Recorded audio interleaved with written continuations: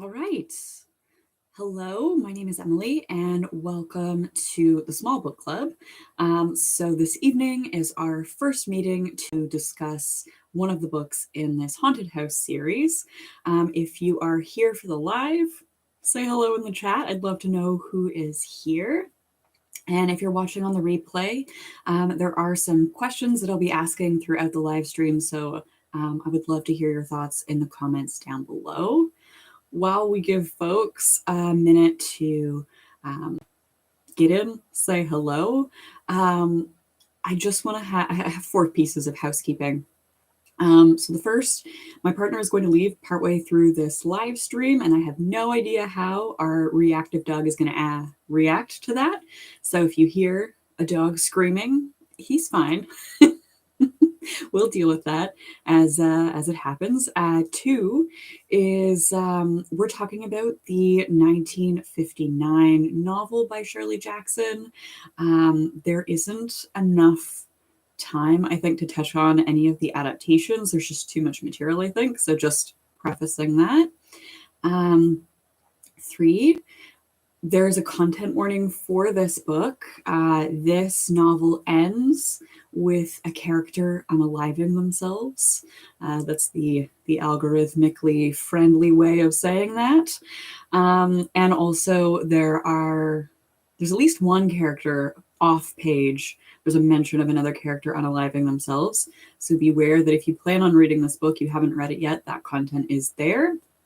And then just quickly, plan for this evening, we're going to move from no spoilers to light spoilers to full spoilers. So if you could keep that in mind in the chat while we're answering questions, that would be much appreciated. So let's check in with the chat. We have Brett.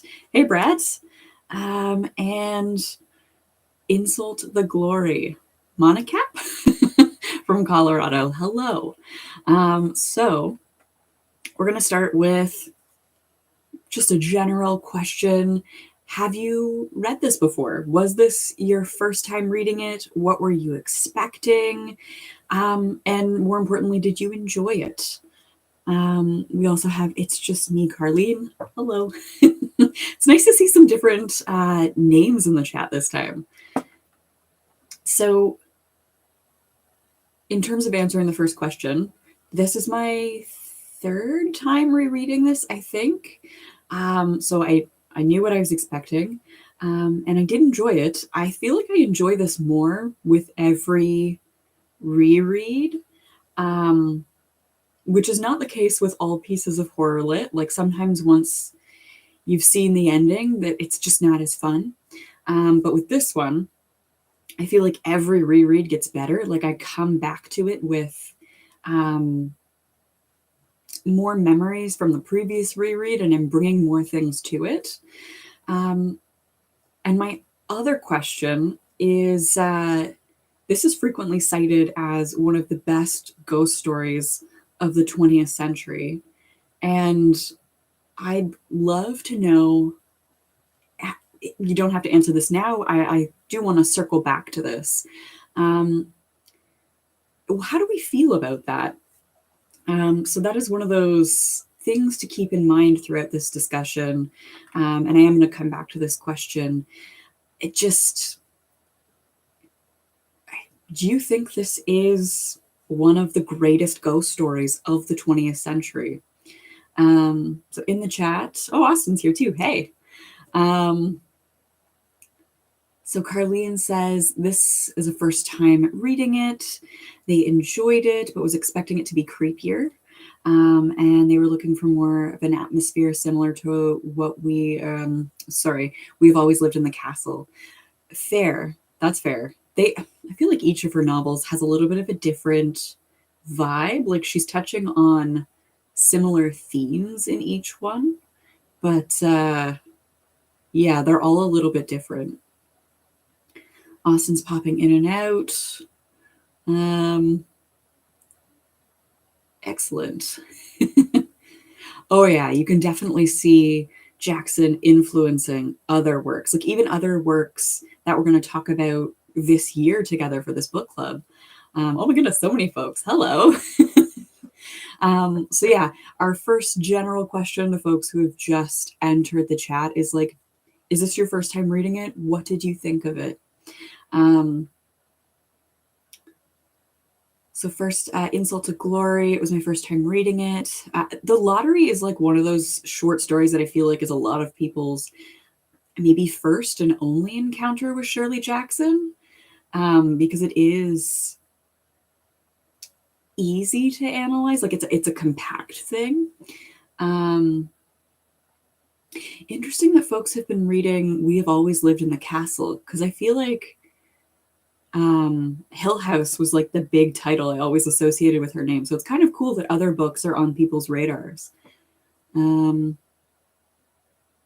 Okay. Noted. Monica. Okay.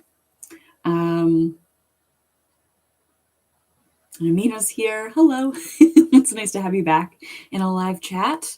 So, I guess the other thing to sort of keep in mind, and I want to come back to this, do we think that calling this a ghost story is reductive in some way?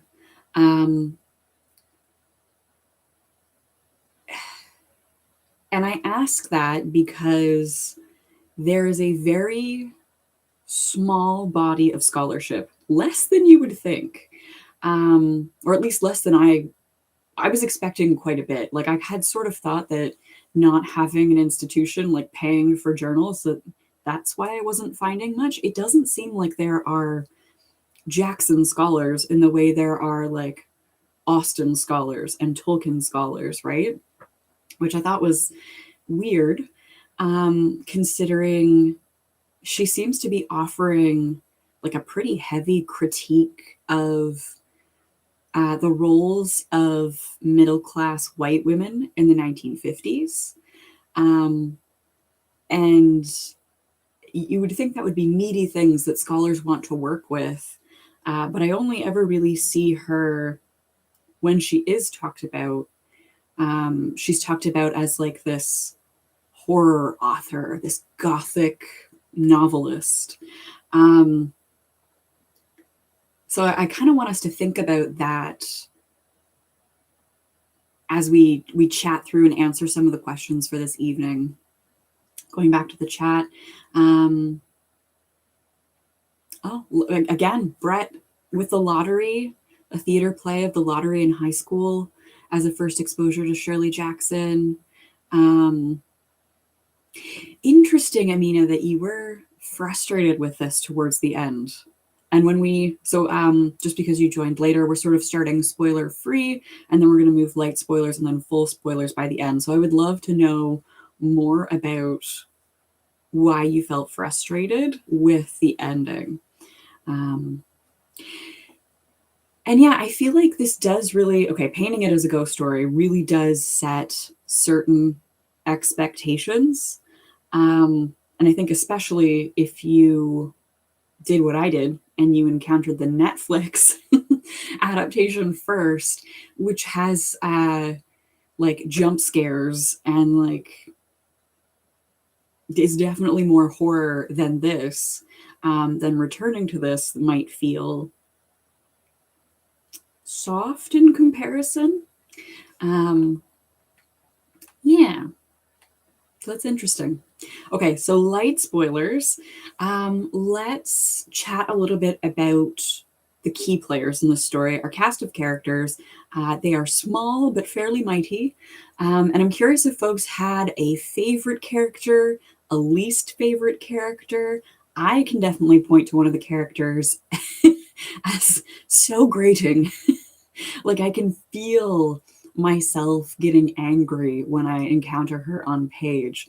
So I'd love to know if anybody has any feelings about the characters. So just as a reminder, we have Eleanor Vance, who is our protagonist, I think. She is a very sheltered young woman who spent the majority of her adult life caring for her demanding, debatably abusive mother who is now deceased. She experiences things that others do not. And based on sort of everything that I've read, other folks' opinions, it's really unclear whether Eleanor is maybe losing touch with reality, has a very wild imagination, or actually has some sort of telekinetic ability that is causing the activity. I've seen her also, like her narrative arc positioned as a reverse Bildungsroman, which we're going to talk about. So she regresses from a parental figure to a child.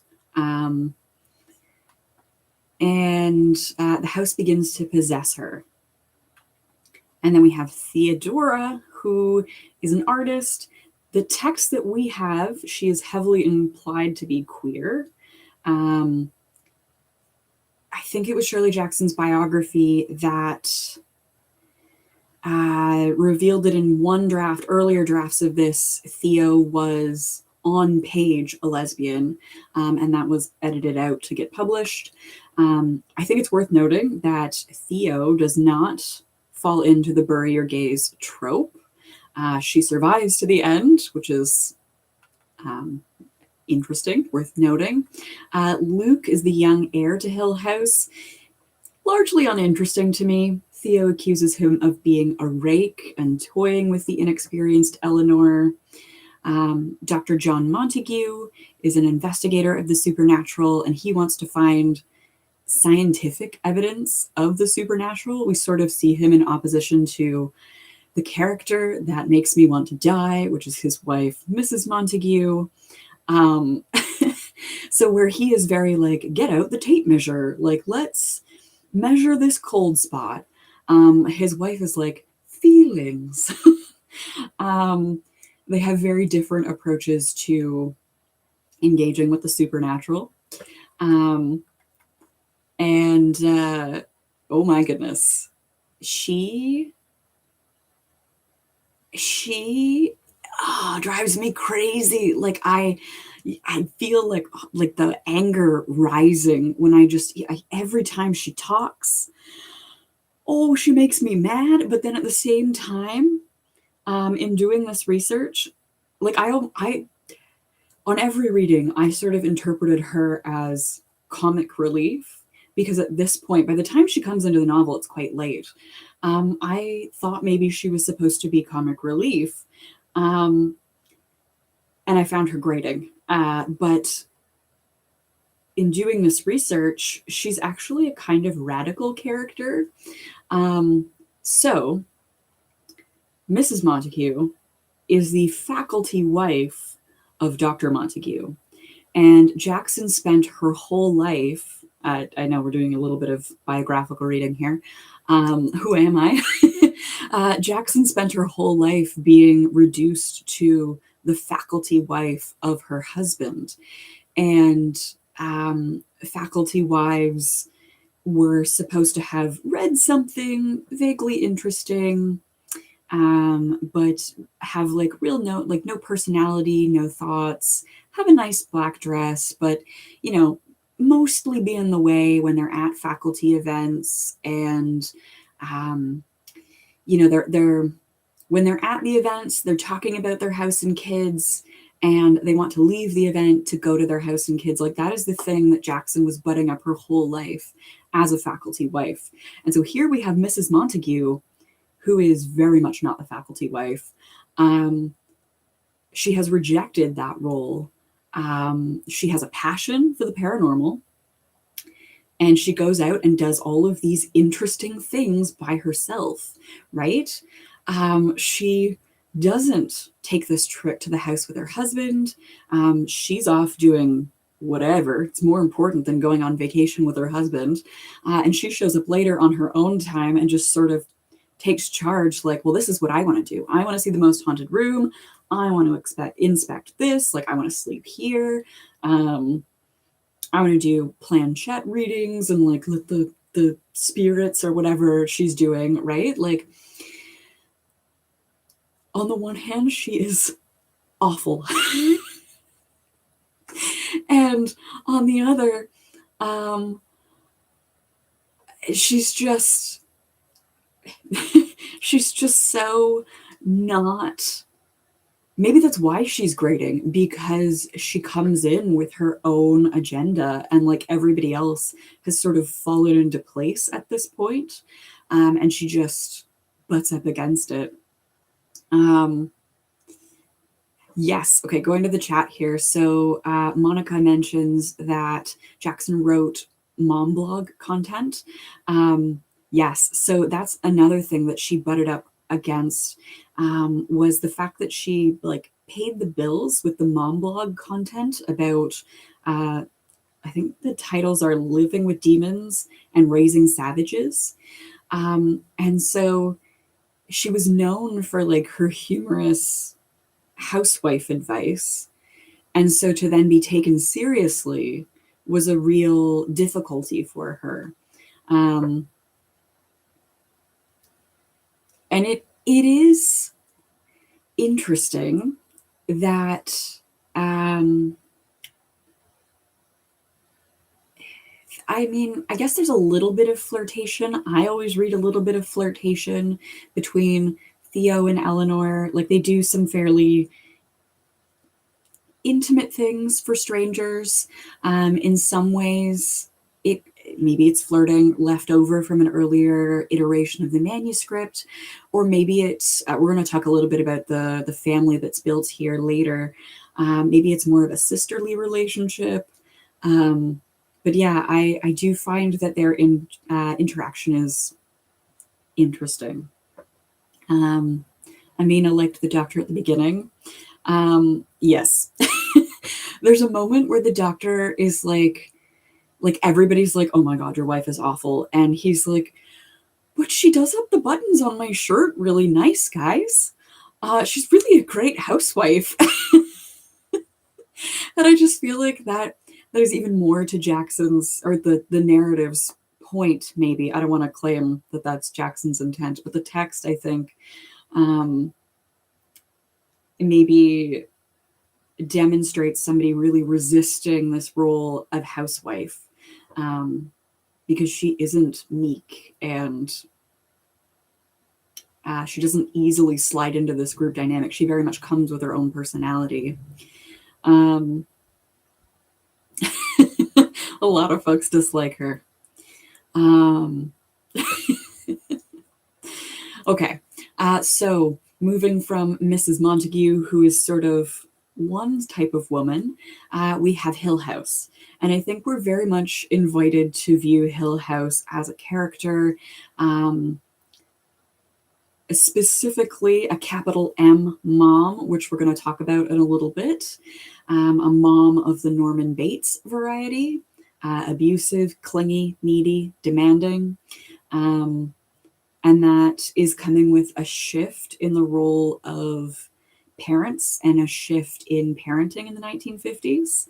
And I think it's interesting how often the characters personify the house. Like the house, they perceive it to be watching them, waiting for them, like it's holding its breath, right?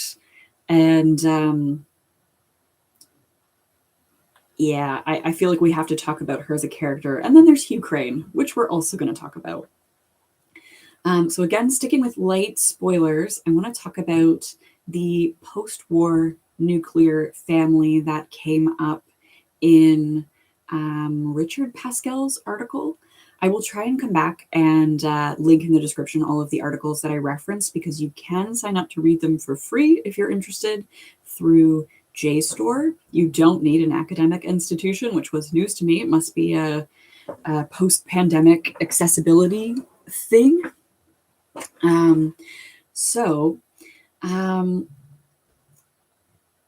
Richard Pascal argues that this text is critiquing and responding to ideas of the nuclear family, traditional and binaric gender roles, and the shift in advice around parenting children from authoritarian parenting to permissive parenting that was happening in the 50s when Jackson was writing. And so in the 1950s, there was this anxiety around the child and parents' adequacy. And there were lots of shifts in how the roles of mother, father, and child were viewed that happened at this time. And actually, the term parenting was coined in this post-war era. And as somebody mentioned, let's give credit where we can. If I can get back there, nope. Somebody mentioned that Jackson wrote the mom blog content. And so she was very much thinking about parenting and aware of these conversations around parenting at the time. And so there were risks and benefits to the two models of parenting. So we had the traditional authoritarian parenting. And so the benefit was that you have well-behaved, obedient children. The risk is perverting or scarring these vulnerable young minds. On the other hand, we have modern or permissive parenting. The benefit was not traumatizing your children because they grow up feeling loved and respected. The risk of this model of parenting is that you have unruly children that are just wreaking havoc in the home. And so I think something that I have always initially just sort of thrown away as preamble, but with this reading in mind becomes really important, is that scene in the diner with Eleanor and the cup of stars. So there's this little girl who has been instructed by her parents that she has to drink her milk to finish her meal in order to get her ice cream for dessert. And this little girl is refusing to drink her milk because she doesn't have her cup of stars. She will only drink out of this glass that has stars at the bottom. So when she tips it up, she can see the stars at the bottom, right? And we see Eleanor in her head beg the little girl, don't do it. Insist on your cup of stars. Once they've trapped you into being like everyone else, you will never see your cup of stars again. Don't do it, on page 15. And the little girl refuses. And the mother, she goes, just this once, and lets the girl have her ice cream for dessert, even though she hasn't finished her milk. And so that would have been something that readers of Jackson in the 1950s, those contemporary readers, they would have been aware of these different models of parenting and seen this as this permissive parenting, this loving parenting, the making the exception just once, opposed to being the parent that comes to mind. And I don't know if this is the best example, but when I think about this powerful authoritarian father, I think of the father in Peter Pan, like the Disney Peter Pan, who is always like shouting and like wants obedience without logic from his children. And so for some reason, that is the character that comes to mind when I think about a father who is a figure of dread, a figure to fear from previous eras. And Hugh Crane is very much that powerful father, right? And so in terms of the authoritarian parent, previously it was the father. But there is a scholar, Philip Wiley, who was identifying, I guess, this equally powerful and abusive mother character that he dubbed the mom. And again, the most well-known capital M mom of Wiley's description is Norman Bates' mom in Psycho. And so there, it's like an alternate to the very soft, loving, submissive, absent mother. Again, we have another shift in roles, and that's also with the children at this time, how children were perceived. So post-war, we get a dark alter ego for children. And we read this book last year together, The Midwich Cuckoos by John Wyndham. Those kids are sort of the epitome of this disruptive, individualistic child. the child that will result at the most extreme if you let permissive parenting have its way. And so what Pascal is arguing for in his article is that this novel is tracing the ultimately unsuccessful struggle for Eleanor to construct a unified adult personality in defiance of the voracious mother's force, which we see embodied by Hill House. And so that allure of Hill House and the horror of Hill House is this sense that it wishes to envelop Eleanor in this maternal embrace. And it's so comprehensive that her newly won freedom and independence will be subsumed utterly, right? Like we go from Eleanor at the beginning, whose mom has died. She has no connections to her hometown. She steals the car that she half owns. She buys a pair of pants or two, and she starts imagining this life for herself, this freedom of the open road, which I feel like is such a trope in American literature, like on the road, wide open spaces, you know, like all endless possibilities. And as soon as Eleanor encounters this house, this oppressive mom figure, it starts to wrap her in its embrace. None of the doors stay open. They all seem to close in on her, right? And again, we have this reverse birthing sort of happening. There's the dog. My partner's left. Hopefully he settles himself. Sorry, this reverse birthing. She ends up brought into the house, into its rooms, into its embrace. I think it's also interesting that no mothers ever live in Hill House. Hill House is her own woman and like the only woman. Right? If we think about the history of women at Hill House, mothers at Hill House, mother figures at Hill House, the first wife dies before she can set foot in it. The next stepwife, I believe, unalives herself. Oh no, she's sickly. Does she unalive her? One of them is sickly and is never there. And then I think one unalives herself. So none of these women spend any time in this home.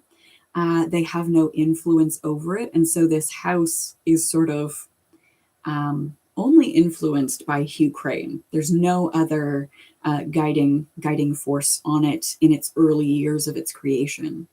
And so it's allowed to become this Philip Wiley style mom. And so if we want to briefly think about what this mom is, because we have two of them in the book, we have Eleanor's mom, and then we have Hill House. They share a lot of characteristics. And so one of those is unquestioned authority in the home. So from the snippets that we get of Eleanor's wife, we know that her mom expected Eleanor to respond to demands without protest.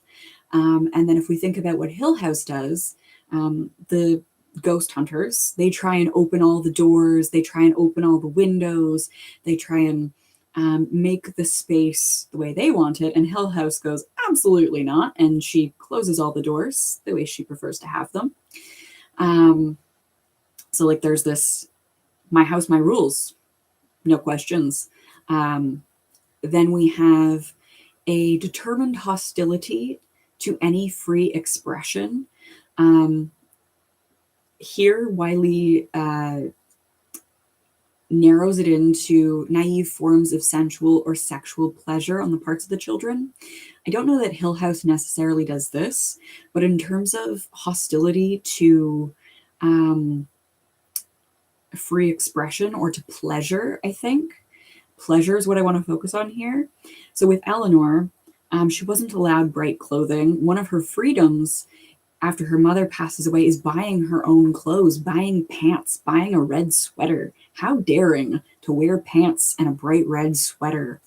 And for Hill House, this hostility and this, I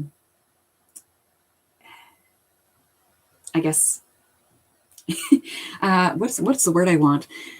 Not wanting people to experience pleasure. We have the decor in Hill House, which I think Luke at one point, they're sitting in some of the furniture and he's like, this furniture looks so deceptively comfortable and cozy, but it is awful. Like nobody enjoys sitting on this furniture, right? Then we have the avidly addicted to a sexual display in books, movies, and gossip.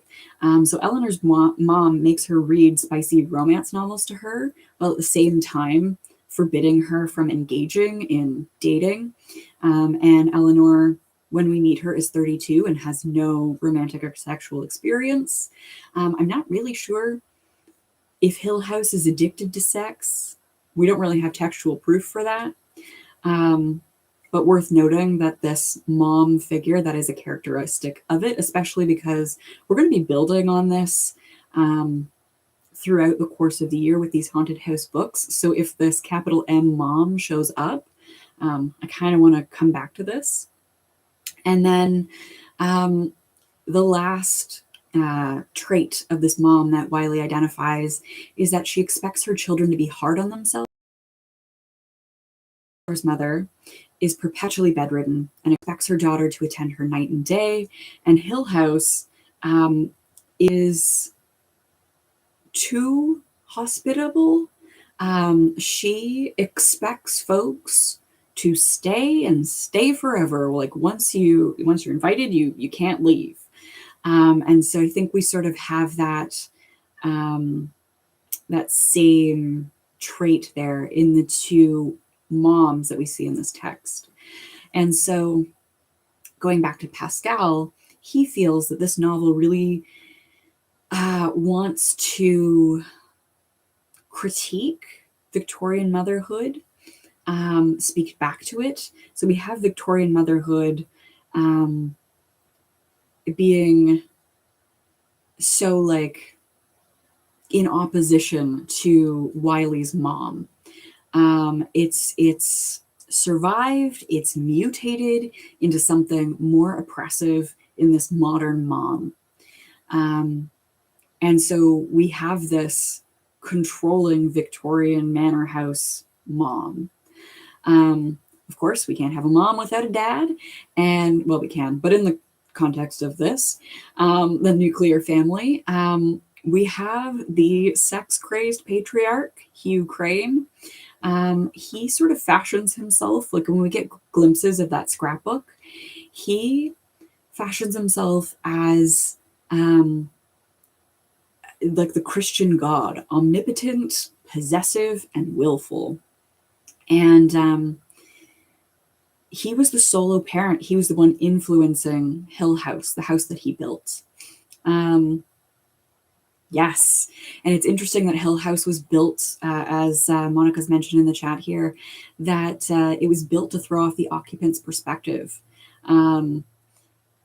The house itself is an unreliable narrator, or maybe like a gaslighting, abusive parent. Like you think you know spatially just based on how you moved through the building where you are.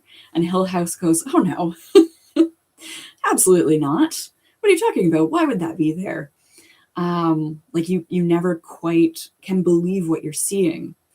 And yeah, it is hard to picture this place and how it all works. Like the idea that there are inner rooms in the house that have no light. It's like this maze that circles around the heart of the home, the nursery. Like it's a bizarrely designed building that is very much exerting its control over those in it. And then when we look at Hugh Crane as this authoritarian patriarch, he shaped this building to his will. He had this idea, and like God who built the animals, designed the world. Hugh Crane built this house to like fulfill his fantasy, and then he also builds this scrapbook for his daughter Sophia that's just fear-mongering.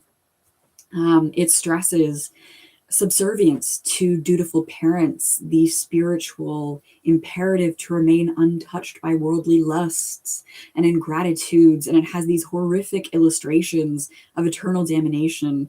And it's just, it's a very like 17th century, 18th century idea. And it's very much not in line with the secular parenting that we see with the parents in the diner, right? Like, if we're looking at the two extremes of the authoritarian parent and the permissive parent, we've seen both. And so I think it's like with all of this, all of the conversations that are happening around family and parenting, it's interesting and I think very intentional that the group of ghost hunters start to feel like a family the longer they're together. And they end up acting like a more modern family under a permissive parent. So Dr. Montague's relationship with the three young adults is more like that of the permissive, benign father.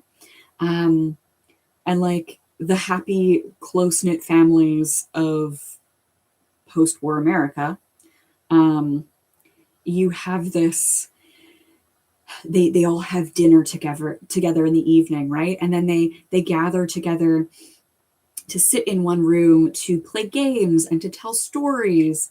And then when Mrs. Montague comes in, we have this wife who, again, as a permissive parent, brings in perfect love, right? Like, she's not afraid of the paranormal in the building because she's there to listen. She's there to love and to hear them out, right?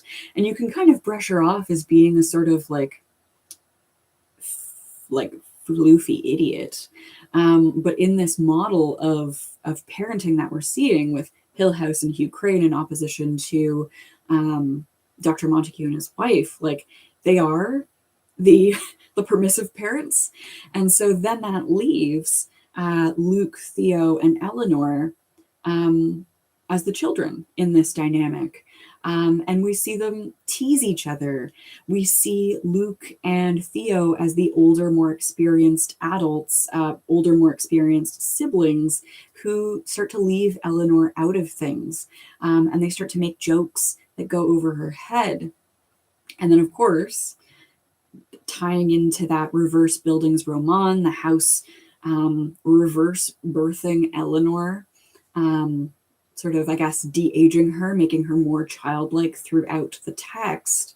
At the start of the novel, we know that she was fulfilling the role of mother. She was being a caregiver for her own parent. And as the novel unfolds and she falls under Hill House's parenting authority, she becomes more and more childlike, to the point where in one of the final moments, Theo like hugs Eleanor and is like, "Come here, baby. It's okay, baby. Let me wash your face and clean you up."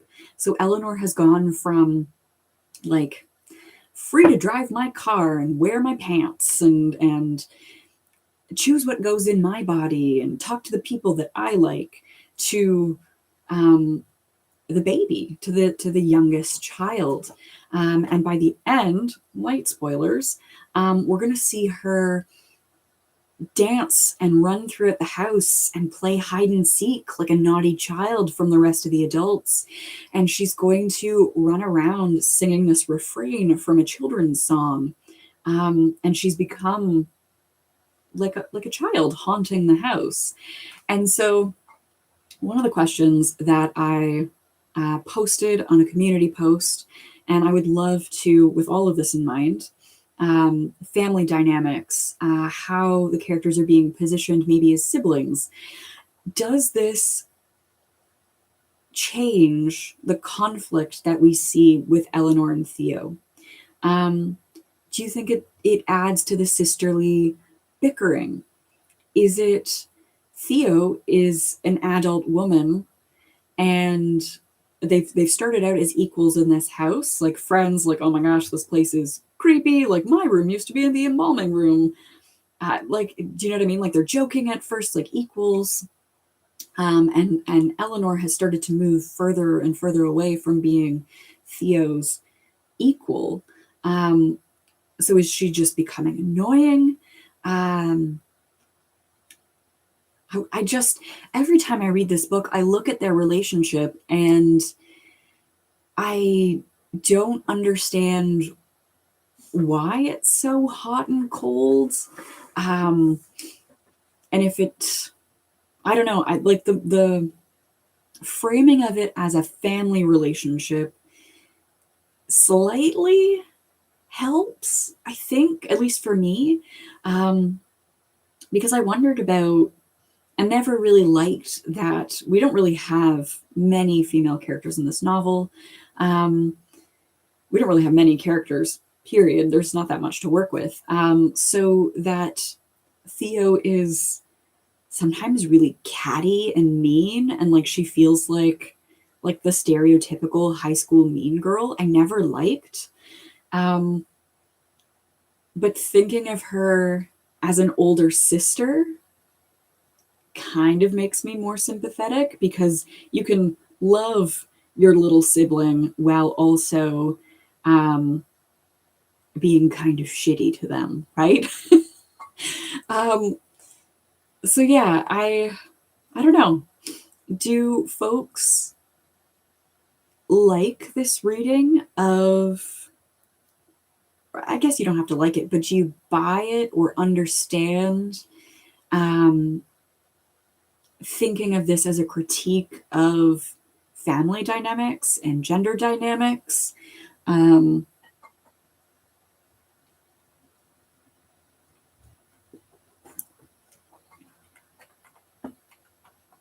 It's okay. Also, while you noodle on that, there's one more family image, and I have another question for us to noodle on, thinking again to the family. Eleanor and Theo are out on the grounds of Hill House, and they encounter like a ghostly image of a family having a picnic, and Eleanor's describing it to us, and there's like a happy puppy and like a mom and dad, and like the way I picture this, it's so like quintessential, like it's an ad for family product X, right? And when Theo sees this, she screams, "Don't look back." She cried out in a voice high with fear, "Don't look back, don't look, run." And she starts to run, and Eleanor follows her, but doesn't know why they're running from this. What does Theo see? What is Hill House showing Theo? This is fully like speculation. I'm curious if it's like a holdover from earlier drafts where Theo is explicitly a lesbian. So her relationship, we know that she lives with, like on text canonically, with what's printed now. Theo lives in an apartment with a partner or a roommate of an unspecified gender. And so in the 50s, they would not be adopting a child or using IVF to have a baby. They would not be getting married. They would not have this quintessential commercial happy picnic moment. So is Theo seeing something that she can't have, she doesn't want? Is the idea of this is perhaps too radical, but maybe not with Shirley Jackson.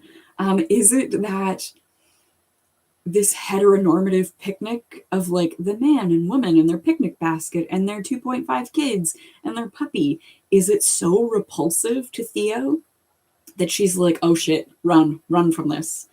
Or is it something more supernatural? And Hill House is showing her like not the happy, beautiful family that Eleanor sees, but like corpses having a picnic. Like, is it one of the families that lived here before that has died, and they are having a terrible picnic? Obviously, no right answer here, and I love that other folks are just as confused because it seems like such a moment. And I have, like, we don't really know enough about Theo. We can only really speculate. And so, yeah, I the putting on like the sort of scholarly hat and thinking about this as a critique of family and gender roles and the trappings of those gender roles. The only thing that I can think of is that she's terrified of this very normative image that she's seeing and wants to run from it, wants to run from the conventional as a queer person. I don't know. Okay, so now we're going to move into full spoilers being fair game, and we're sort of building off of this idea of maybe what terrifies Theo. So I have talked about this as domestic horror and have sort of gone down a bit of a rabbit hole, like unofficially looking at horror that is written by women and how often what is horrific is what is sort of expected and built into the role of woman, like lover, wife, mother. Those roles, when they are sort of compulsory and forced and unquestioned, can result in some horrific situations. And there are a handful of scholars that have looked at Jackson's body of works this way. So we know that Jackson's work was dismissed in her lifetime as being the dabblings of a housewife, when, like, in her time, she was like a really sophisticated crafter of fiction. And she was compared to Edgar Allan Poe and Henry James, who are heavily studied texts and heavily critiqued texts.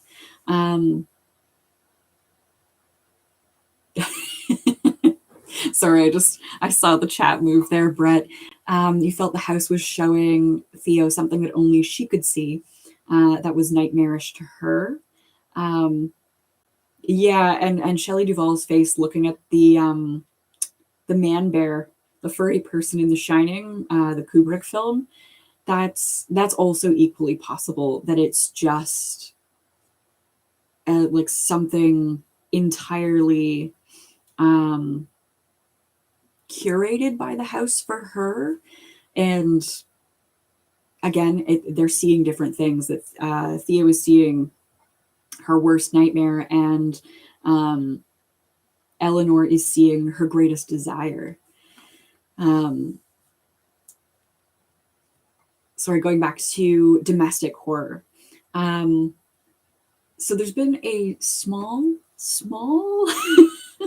again, I like small in the grand scheme of things, amount of feminist attention on Shirley Jackson's work. And so Heg, she wants to center the housewife and look at how clever and critical Jackson was being with this highly gendered role, and the horror of being stuck in this role with little to no movement possible. And we can see this throughout Jackson's biography. There's a moment of frustration for Jackson where she's gone to the hospital. She's a writer, she's published, she's making money this way. And she goes to the hospital to give birth to her child.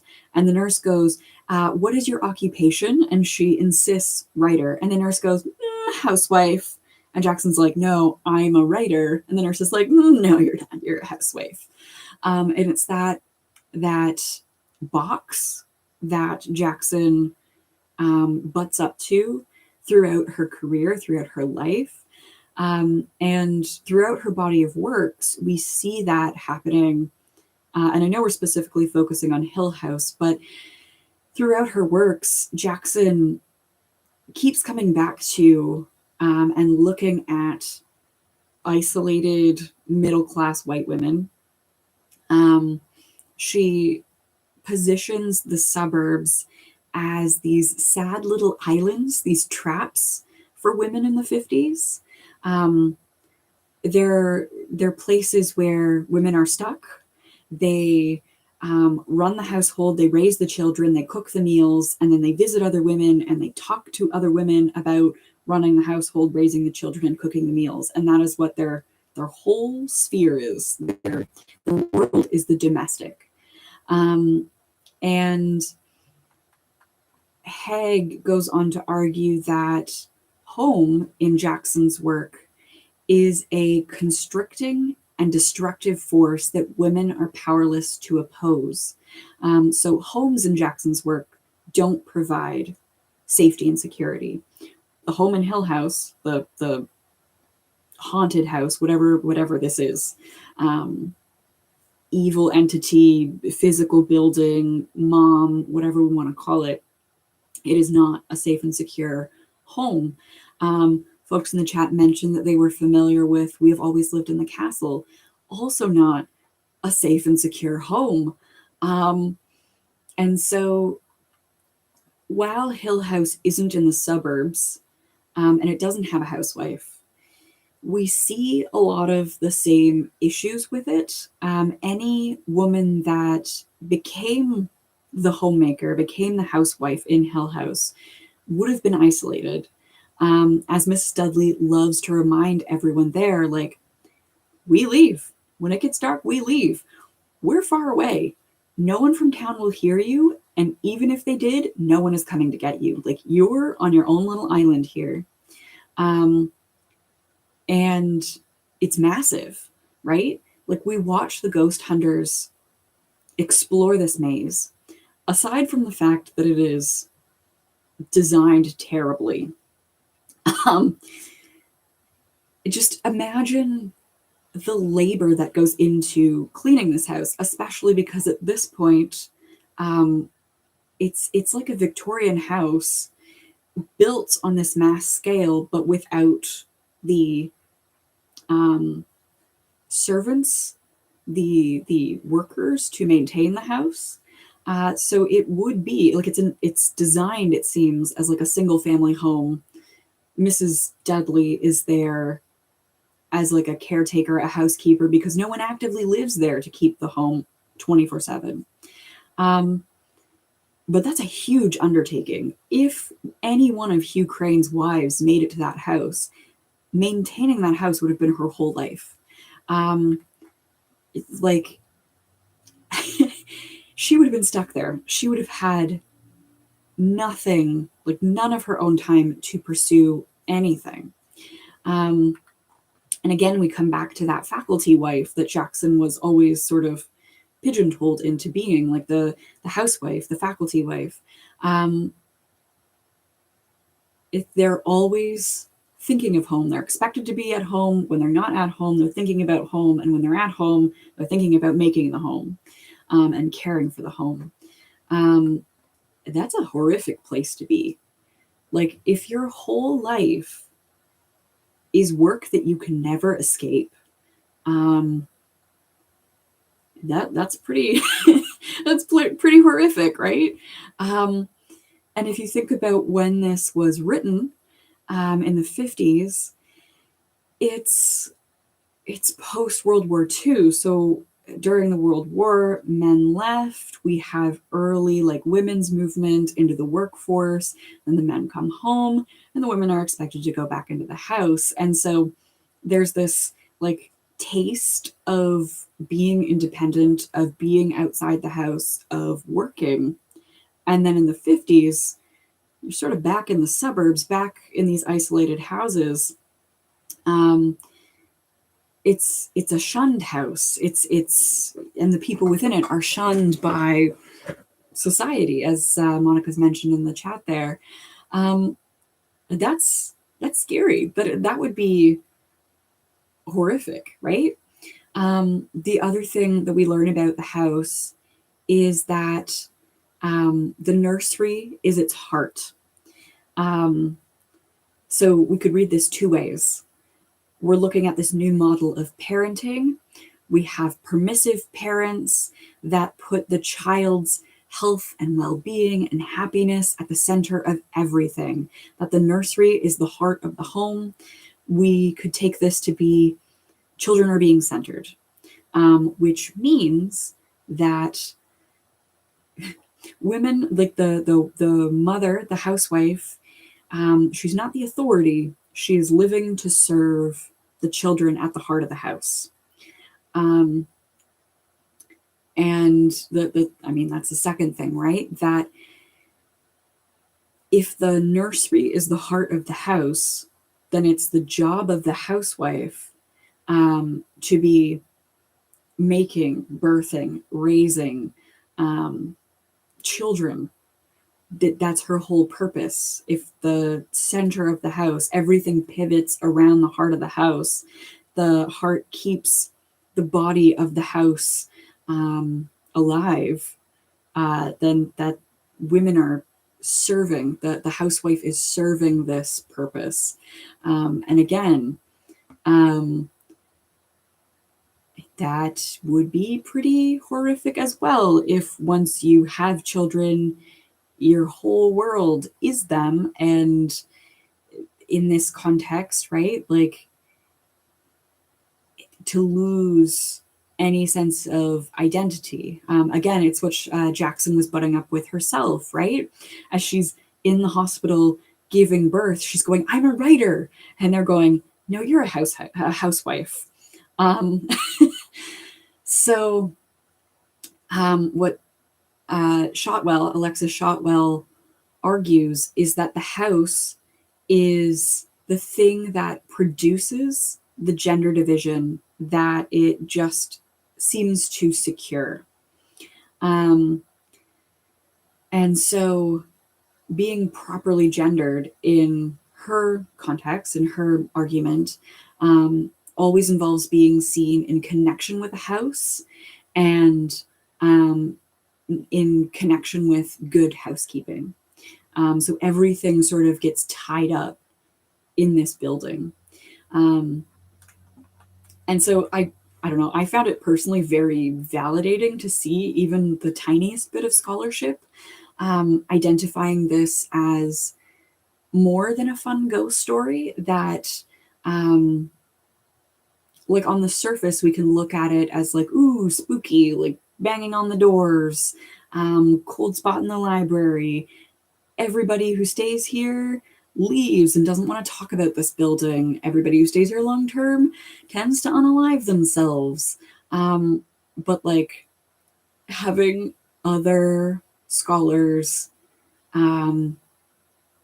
validate the horror of the domestic experience, I think is validating. It's just validating because I've got quite a few comments on some of my Shirley Jackson content where people are like, you're ruining this fun ghost story. But for me, I think it only increases the horror here. Like we have another layer of horror to think about.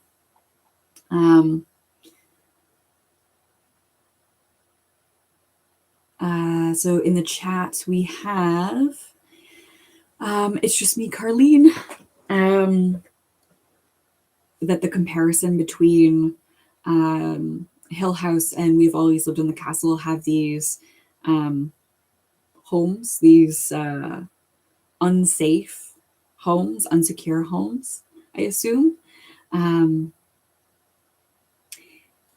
Yes. So Monica has mentioned this whole like, think of the children. And yeah, it's, I don't know. I found this scholarship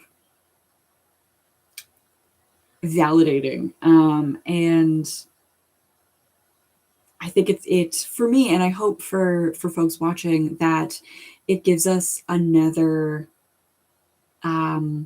layer of horror when we encounter this text. It's not just whatever supernatural is going on here. It's the horror of the position of some of these characters, the horror of the domestic life that these characters would be living.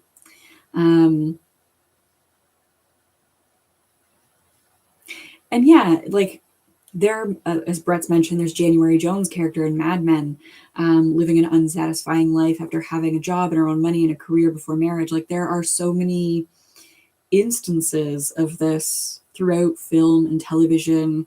My favorite is Eowyn from Lord of the Rings, who is this character that's like gung-ho, out there with a sword on the battlefield, doing the things, doing the action.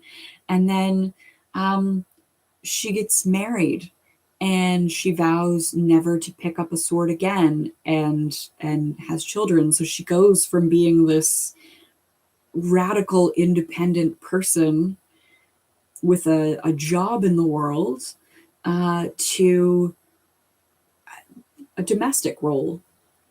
She can't have both. And that's shitty. That has to suck for people who maybe don't necessarily want it. Like there are some people who, and again, I always sort of get in trouble with this because there's always somebody who's like, but I love being a mom. And that's like, fine, that's valid. If that is the experience that you have chosen, the horror for me is in these moments where it doesn't seem to be possible to have any sort of other facet to your identity, right? Like to have Jackson try and assert like, my identity is writer, and to have society go, no, you're a housewife. You're just a housewife. And like we see that with some of her characters as well. So yeah, I want to move on briefly to the craft of writing in this text, because we've seen Jackson get dismissed. We've seen her be like, well, you're just that lady who does the mom blog. And we're specifically going to talk about the ending and the way the writing changes during the ending. So I think through most of this book, Jackson has a very clear, descriptive, normal writing style, right? Like I find it very easy to read. She's not super prone to like big run-on sentences. It's not like that Dickens where like the whole first paragraph is one sentence, right? Like I would say that her writing is generally pretty easily readable. And there are a lot of intentional breaks and pauses. And then we move to the ending of this book where, so spoilers, at this point, the house has really gotten a hold of Eleanor. She's become like full child, is not behaving like an adult of sound mind. You know, she's gone running around the house, singing and banging on the doors, and she's climbed the rotting staircase in the library where a previous occupant has unalived themselves. And she's gone like hiding and spying and giggling. And in the last paragraphs, it's, I think, interesting and very intentional and just a clever moment that I want to appreciate. I want us to just appreciate this together. This is probably going to be annoying for me to read, but I'm going to do it for at least a little bit. Look at the punctuation in these last moments when Eleanor is at her most unhinged. And so I'm going to start at around page 181 in this edition of the book, at Journey's End in Lovers' Meeting, period. I won't go, comma, she thought, comma, and laughed aloud to herself, semicolon. Hill House is not as easy as they are, semicolon. Just by telling me to go away, they can't make me leave, comma, none of Hill House means me to stay, period. So there are very few like full stops. And if we think about a full stop as a pause, we can see here that Eleanor isn't, I would say, isn't thinking very clearly. We can get that from the context of the words, but like the writing itself, I just want to appreciate like the number of commas, the number of semicolons, everything sort of strings together. And she doesn't really have an opportunity to pause, to really think about what she's doing. So here she is. They've forced her to leave. She's thrown a little tantrum like a child, because she's very childlike at this point. And she's getting in her car and she's thinking to herself, they can't turn me out or shut me out or laugh at me or hide from me, semicolon. I won't go, and Hill House belongs to me, period. Like, these ideas just string together, no punctuation.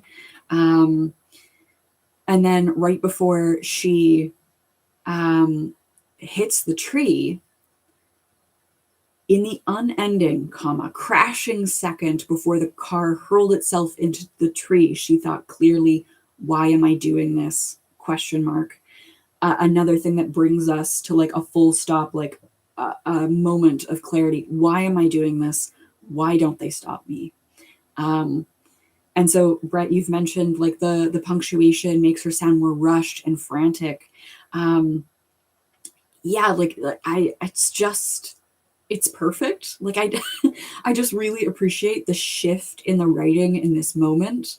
And how when she is like most possessed by the house, most unhinged, like she's not stopping to think, and she's moving towards this big moment that requires thought. Like if she wants to be fully enveloped into Hill House, she talks a little bit about, well, Hill House is home. There's no other place for me but here. I have nowhere else to go. But I don't think she's really thought about the fact that she has to die to join them. And just, it's just so good. I just think it's so good. And it's so like, Jackson is clearly like a master of this craft. And so I just wanted to highlight this because like she's clearly more than a mommy blogger. I'm going to keep going back to that because I love that phrasing. Thank you for that. She is fully aware, like fully on top of her craft, right? Hey, Lydia. Thank you for joining us. Yeah. Oh, yeah, the older lady at the beginning. That I hadn't thought about, but it's worth thinking about.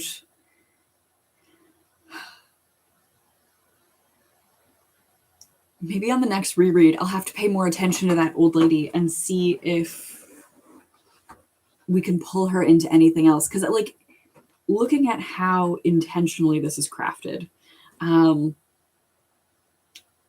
there's nothing throwaway, right?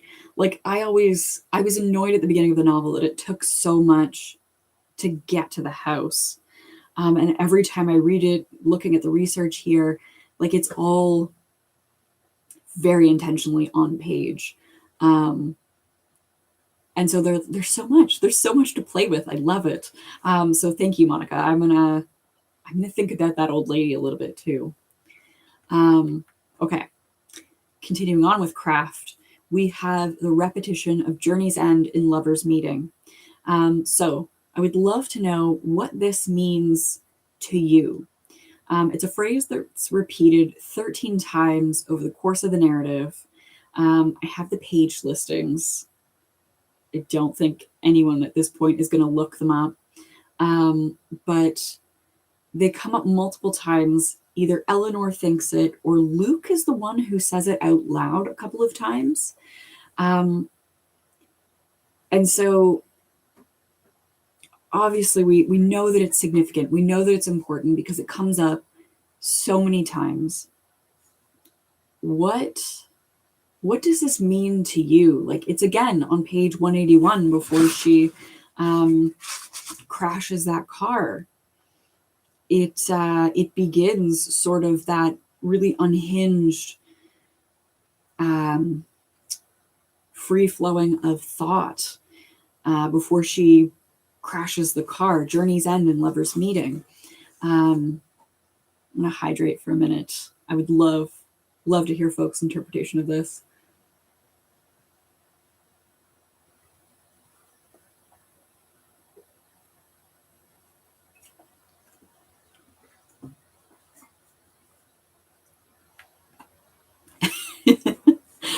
I know there's a delay on the chat. So, but I always feel like that teacher that asks a question and then everybody's like, oh, the ceiling tiles are really neat. Didn't notice that before.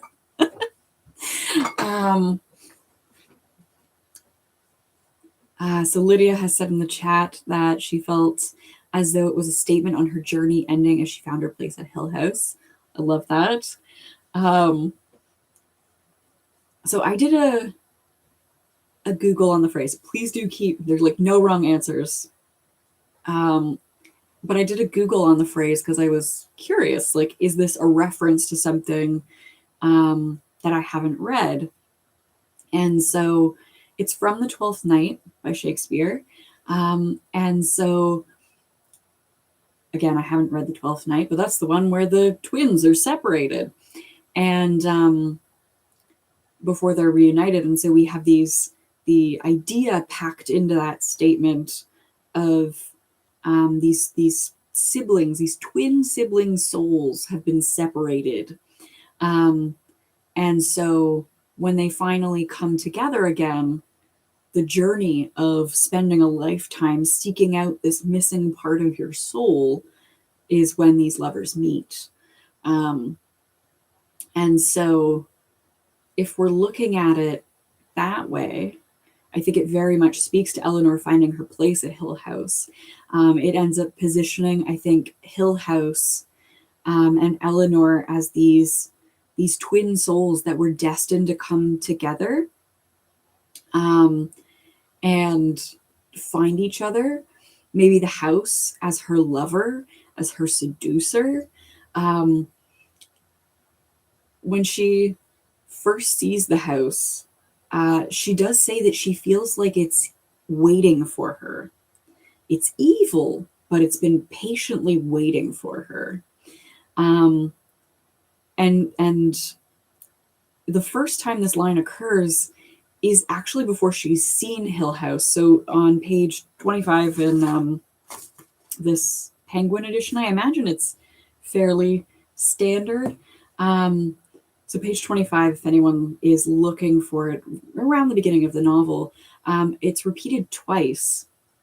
So once I learned that this line sort of in Shakespeare's context is about these souls searching for each other, it seems to me like Hill House was calling for Eleanor from the very first moment that they knew, like she knew about it.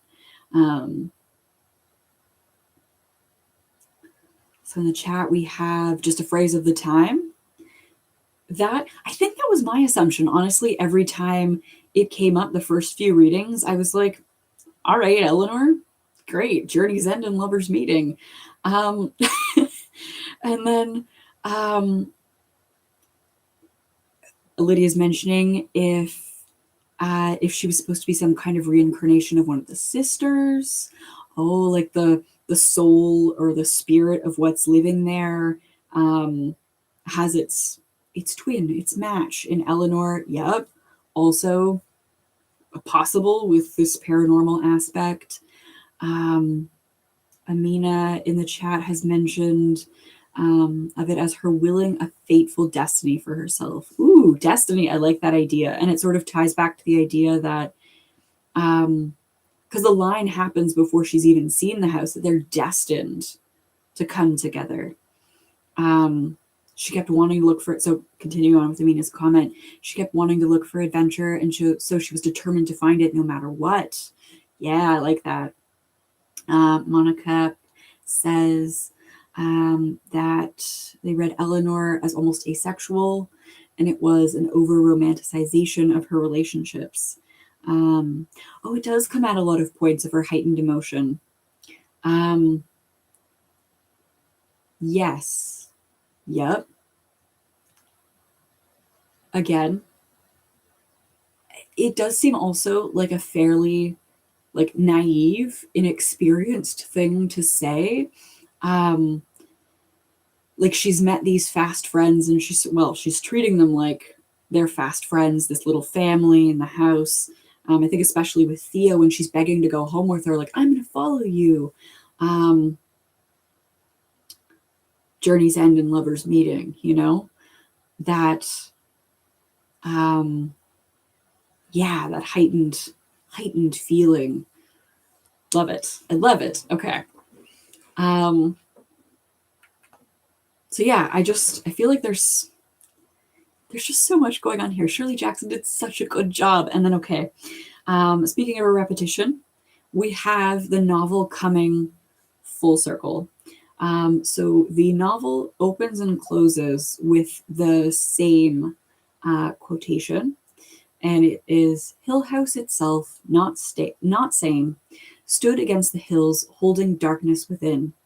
It had stood so for 80 years and might stand for 80 more. Within its walls, continued upright, bricks met neatly, floors were firm, and doors were sensibly shut. Silence lay steadily against the wood and stone of Hill House, and whatever walked there walked alone. And that is on page 1 and on page 182. So we have the novel bookended with this idea. I'm curious, opening and closing the novel with the same words, what did that do for you? Did it mean anything, or did it not? Was it just like call back to the beginning? It's interesting because every time I've read this, I have sort of interpreted it as specifically whatever walked there walked alone. That with Eleanor's death, that she has joined the house, and she is one of the things now walking within it, that there are other people who have died in the house and are walking within it, but she doesn't get, she's joining like a family of ghosts. She is now stuck sort of permanently alone. And I read it as, I guess, sort of a bleak sort of purgatory existence for her, that the house isn't going to change. It's collected one more soul, but it's continuing. Upright, bricks are meeting neatly, and then I started reading these things, and other people read the ending differently. So Lydia in the chat, for Lydia, it kept at the creepiness aspect of the house. Like, no matter what happens, the house will continue to exist. The story will continue. That's one reading. I've seen people read it that Eleanor has met her twin soul in the house. So they're very much taking that idea of Shakespeare, The Journey's End and Lover's Meeting, these two souls coming together. So Eleanor, and again, the idea of Hill House reverse birthing Eleanor and sucking it into itself, that they are now one, and they are haunting the house together as one sort of unhappiness. And then I read, and I hate this reading, but I read someone who read it as Eleanor died for nothing. So the novel opens with a spirit walking alone, and it ends with that same singular spirit walking alone. We have the house toying with Eleanor. It seduced her. She killed herself hoping to join this thing because she's nothing to live for. But she doesn't get to join it because whatever is walking there is still alone.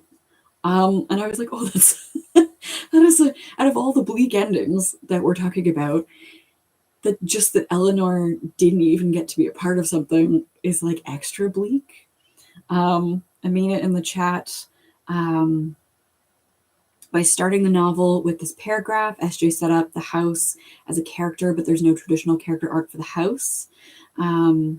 These visitors haven't changed it. Ah, okay. Oh, right. And this is part of your frustration. Okay. So that nothing impacts it. You're right. The house is set up as a character. And yeah, it doesn't change at all. Interesting. I love that. Okay. Karen, or sorry, not Karen, Carlene. I think it says something about the never-ending life of the house. Particularly it stood for 80 years and would stand for 80 more line. That will continue forever. Yes. Also bleak. As like this permanent stain. Brett feels like the line was the house saying no matter who comes in, the house will always win. Yeah, so many good readings of this. I love it. And I love it so much more than I think it, honestly, I think it was Stephen King who said that Eleanor died for nothing, that the thing started alone and it ended alone. Let me grab it as I do a bad job of live streaming and walk away from the mic there. Did I bookmark it? Because Stephen King talks about one of these dog-eared pages. He does like a brief look at horror and gives his thoughts on it. Stephen King is also very anti-analyzing things.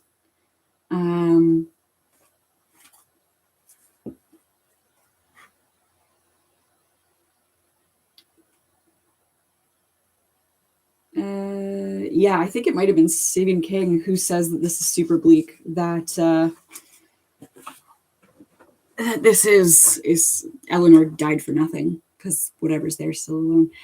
But yes, I love these alternate interpretations of this ending. It makes me happy. So thank you. Okay, so bringing our discussion full circle, I sort of asked us to noodle at the beginning on whether or not reducing this to the best ghost story of the 20th century is fair. Do we think... I'm getting into sort of messy territory because, like, on the one hand, a lot of texts stand the test of time because of institutions like the Academy. And there are a ton of problems with academia.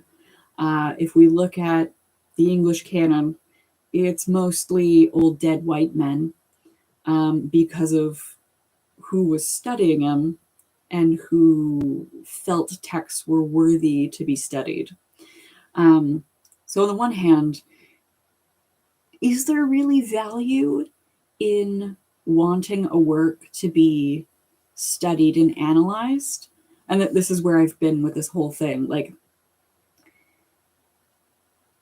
by being like, this is a great ghost story,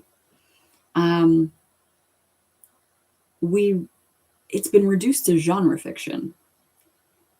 And I don't know about where this is put in other bookstores, but I know the Indigo that I worked at, so Indigo's organization system, actually put specifically The Haunting of Hill House in the horror section.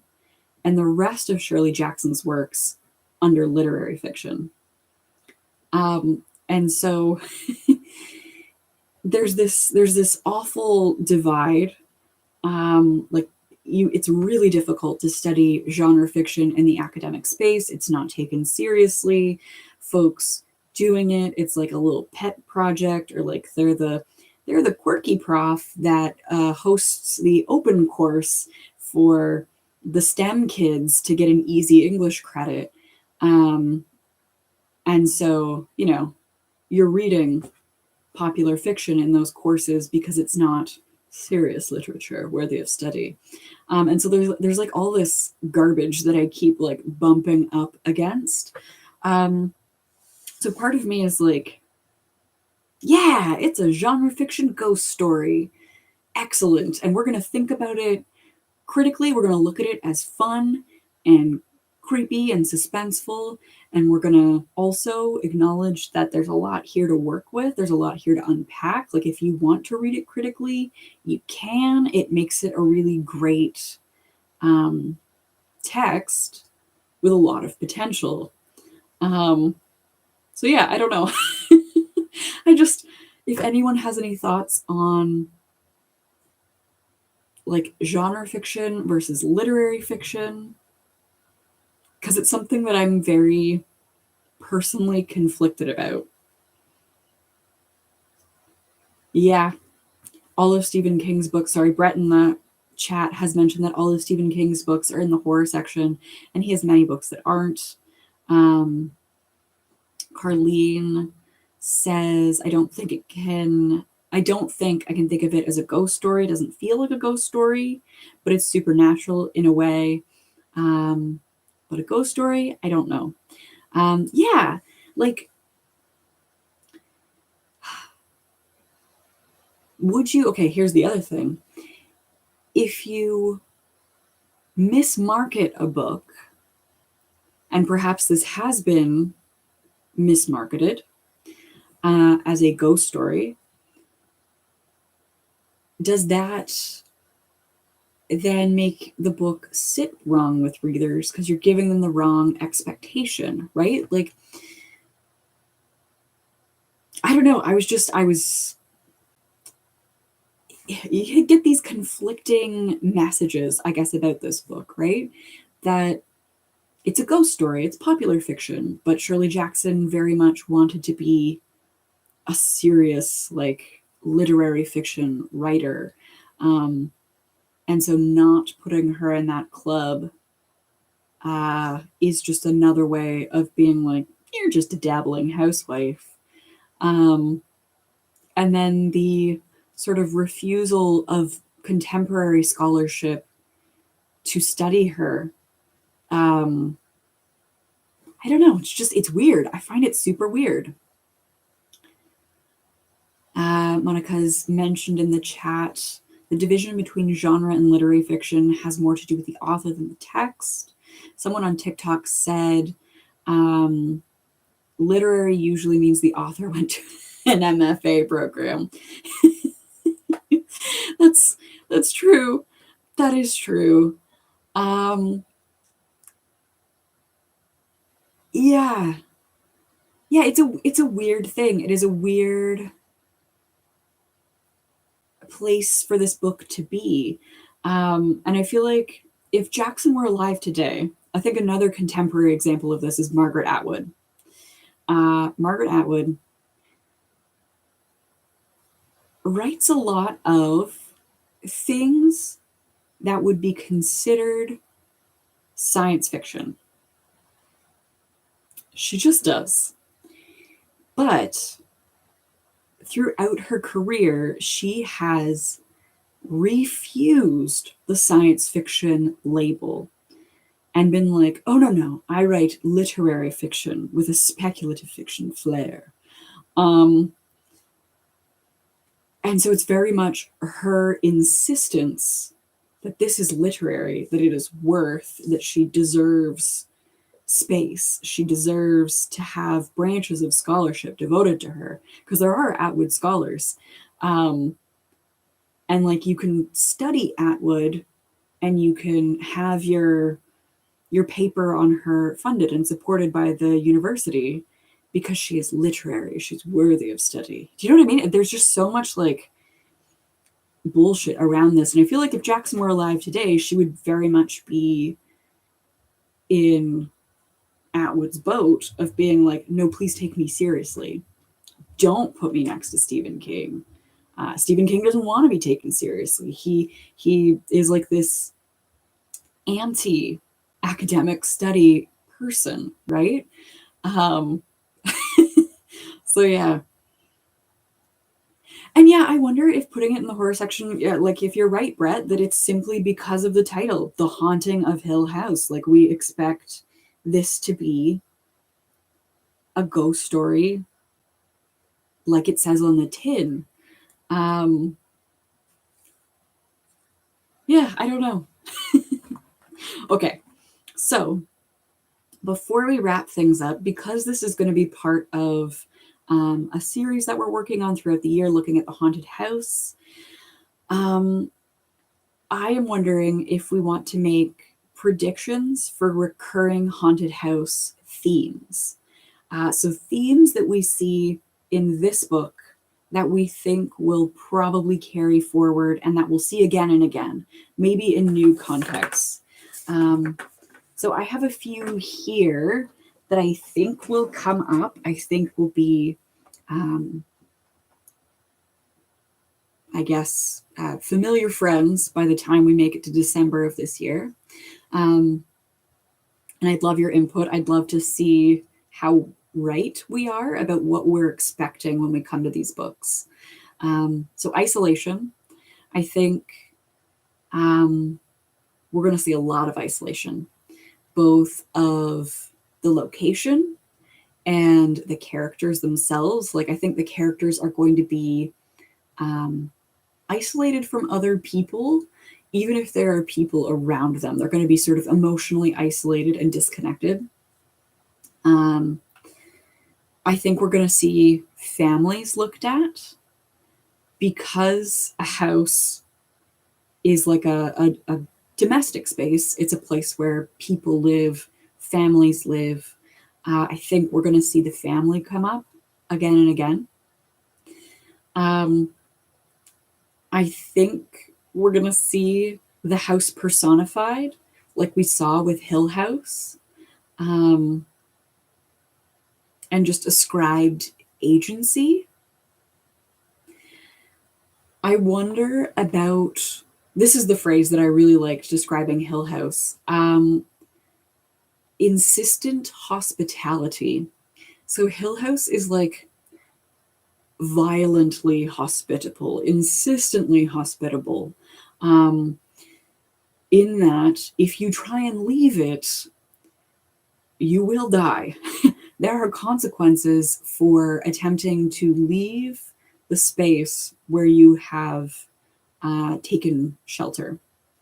And I'm also curious if we're going to see the idea that certain places are just evil or bad down to like the beams in the house, like just something about it is wrong. The doctor tells us that Hill House was born bad. Like whatever is wrong with it, it was never meant for human habitation. It is unfit for human habitation. Like there's something just wrong. So going back to the chat here, let me add our predictions in. Add in here chat predictions. We have Lydia saying, how many of the other books will have the theme of the house itself as an entity or character? House as character.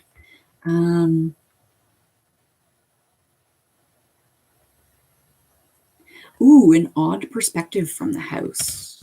If we'll get any house POV, that might be interesting. Huh. Yeah, I don't know. I'm curious what people will, like, what is the very, like, bare bones, the skeleton of a haunted house narrative? And if there are things, because there's one book in here that I think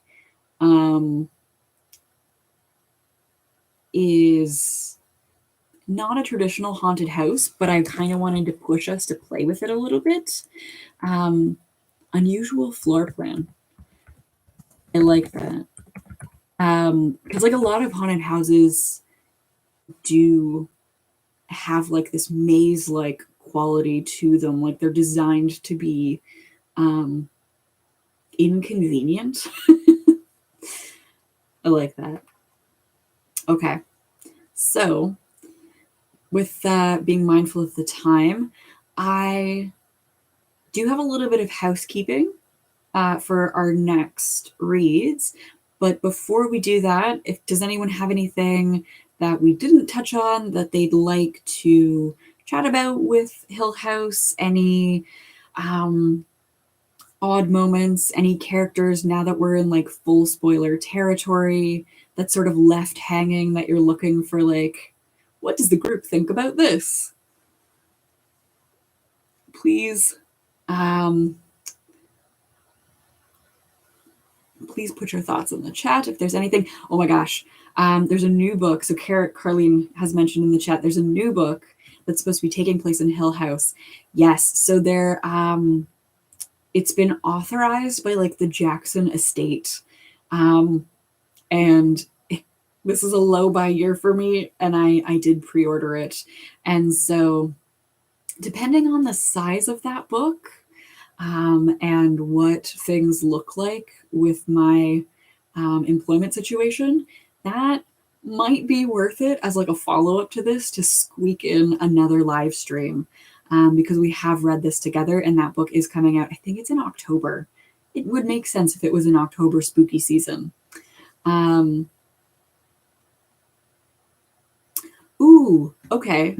Are we going to get, that's a good point. I didn't really touch on mental health here, but you're right, Lydia, that along with the haunted house, will we get crazy female characters? And that's something that Jackson definitely, I think, has in almost all of her works, is like a descent into madness.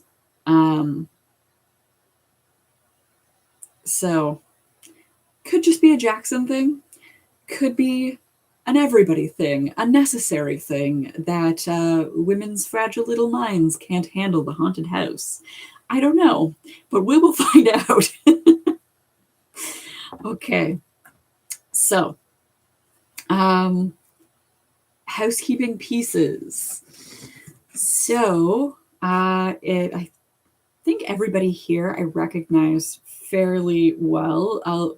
Quite a few patrons here, so this is relevant to you, but the next live streams we have happening are in March, and they are patron exclusive. So this is part of the Red Rum Book Club. We're going to be exploring Rita Hayworth and the Shawshank Redemption. So we have broken up this seasonal collection of 4 novellas over the 4 quarters of this year. So this is March 15th.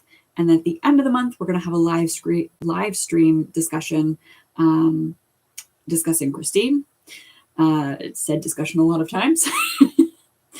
So these 2 are patron exclusive.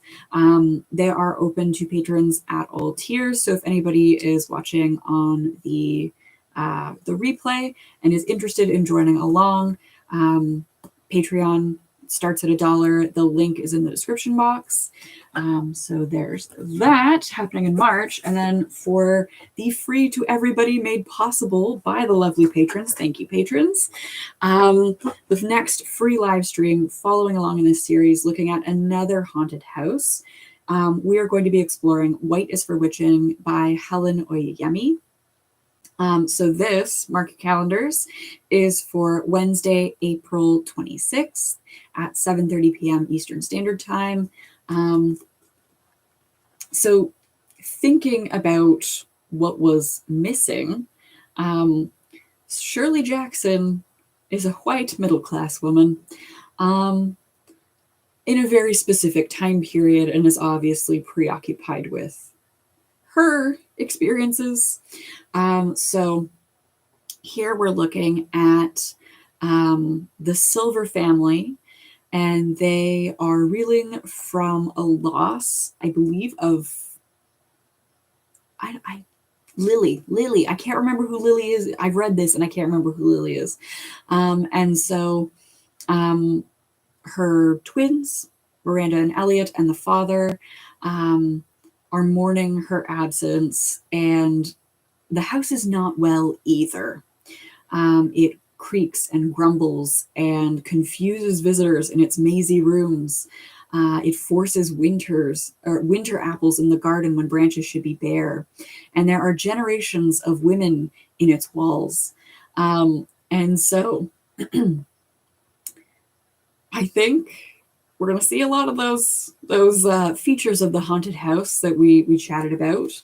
And we are also going to get an intersection with race. So as much as Jackson was preoccupied with her own white woman experience, we are looking at a Black family in the UK. And I believe, if I remember correctly, there are some racist Airbnb stayers, because the house is also an Airbnb at this point, or a bed and breakfast, if not an Airbnb. So yeah, you can look forward to that. I am very much excited to look at White is for Witching as a piece in and of itself, and then also because I think I've put these in publication order. We're looking at definitely all texts that have come after Hill House. And if Hill House is really the staple as this 20th century ghost story, I'm curious to see if we can see the literary legacy of that throughout these texts. So there will be posts about these with reminder dates. So keep an eye out It's time to sign off. I've been talking for too long. Keep an eye out for the posts. They will be much more professional, much better worded than I am doing right here. Yeah, thank you so much for being here, for chatting. I think it's so valuable to get different perspectives on these things, especially with something like Hill House, where so many things are so open-ended. I've loved this. Thank you so much. So, with that being said, I hope that you all are doing well, that you are staying safe, and I will see you soon with regularly scheduled content and also posts about these book clubs. So yeah, thank you and have a good night. Oh, my mouse is missing. What a clunky end to the live stream. Bye.